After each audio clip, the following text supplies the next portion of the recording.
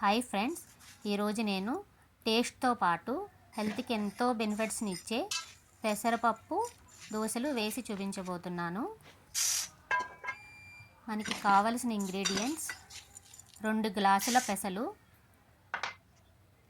కేజీలో చెప్పాలంటే half KG అండి. దీన్ని మనం శుభ్రమైన వాటర్లో 2 నుంచి 3 గంటలు నానబెట్టి పెట్టుకోవాలి.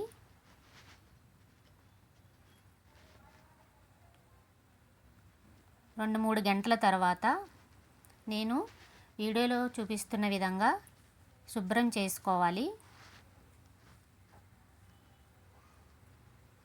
ఇలా బాగా వాష్ చేసుకుని శుభ్రం చేసుకోవాలండి.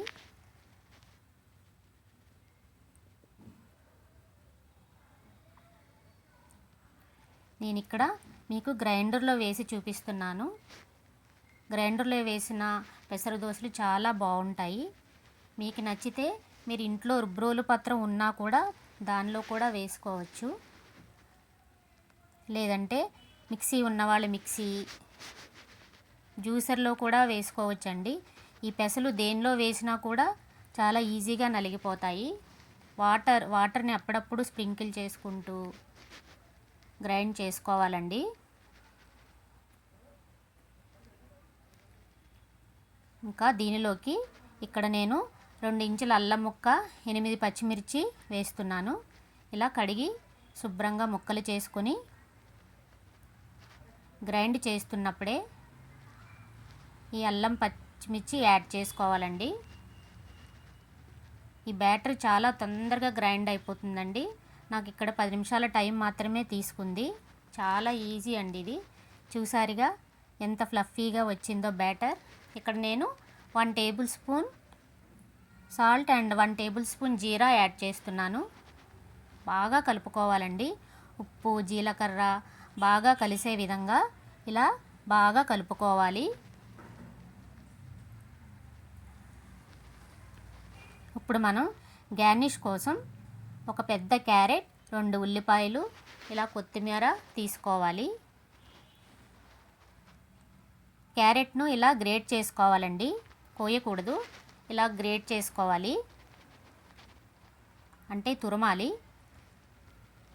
ఇంకా ఉల్లిపాయని ఇలా చాలా స్మాల్ పీసెస్ లాగా కట్ చేసుకోవాలి. పెద్దగా కట్ చేసుకోకూడదు, చిన్నగా కట్ చేయాలి. కొత్తిమీర కూడా బాగా శుభ్రం చేసి ఇలా చిన్నగా తరిగి పెట్టుకోవాలండి. ఈ ప్లేట్ చూసే మనకి ఏం గుర్తొస్తుందండి? మన ఇండియన్ ఫ్లాగ్ గుర్తొస్తుంది కదా. చూసారుగా ఇక్కడ నేను నెయ్యితో పెసరట్లు వేస్తున్నానండి. మీరు నూనెతో కూడా వేసుకోవచ్చు. నూనె వాడేటట్టయితే కొంచెం తక్కువ నూనె వేసుకోండి. ఇక్కడ నేను నాన్ స్టిక్ ప్యాన్ మీద వేస్తున్నాను. ముందుగా నీళ్లు చిలకరించి ఒక కాటన్ క్లాత్తో శుభ్రం చేసుకోవాలి. దోశలు వేసే గరిటెతో ఇలా బ్యాటర్ వేసుకొని ఇలా రౌండ్గా నీట్గా వేసుకోవాలి.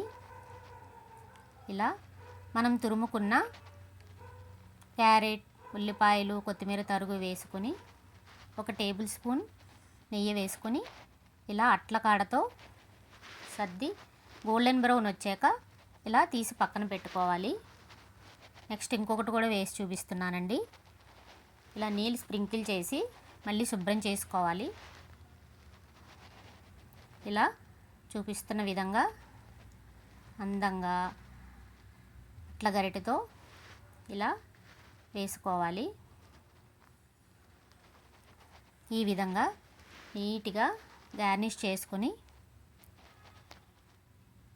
నెయ్యి కూడా ఇలా 1 టేబుల్ స్పూన్ వేసుకున్న తర్వాత ఇలా గోల్డెన్ బ్రౌన్ వచ్చే వరకు వేయించాలండి. ఈ పెసరట్లు మనకు హై ప్రోటీన్ ఎక్కువగా ఉంటుందండి. బాడీకి చాలా స్ట్రెంగ్త్ ఇస్తుంది. Low fat and easy to digest. స్టమక్కి లైట్గా ఉంటుంది. అందుకే చూడండి, స్ప్రౌట్స్లో కూడా మనకి ఎక్కువగా పెసలే ఎక్కువ వాడి చూపిస్తారు. అంతే ఫ్రెండ్స్, మనం ఈ పెసర దోశని ఏ చట్నీ లేకుండా ఇలాగే తినేయచ్చు. లేదంటే మీకు చట్నీ తినాలనిపిస్తే అల్లం చట్నీ చాలా టేస్ట్గా ఉంటుంది ఫ్రెండ్స్. అంతేనండి. నా ఈ వీడియో నచ్చితే లైక్ చేసి కామెంట్ చేయండి. Thank you.